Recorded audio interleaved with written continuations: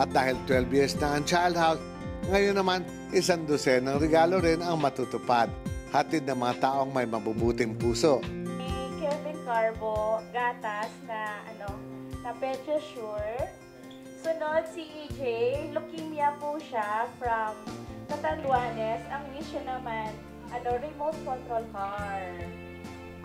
Kian Bafay, ang wish niya naman, remote control na helicopter. 12 po ito, 3 ang tatanggap ng bone marrow aspirate.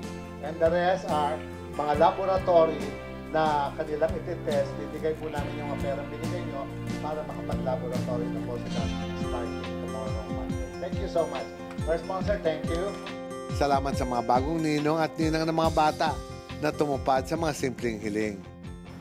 I'm really glad that we from the Rotary Club of Makati Gems of District 3830 were able to help the cancer-stricken kids of the Child House Foundation in our own little way.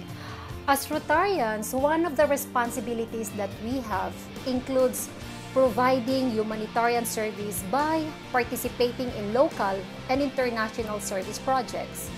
We, the Rotarians, are here to volunteer our time, our talent, our treasures to less fortunate individuals and to the communities where we are most needed.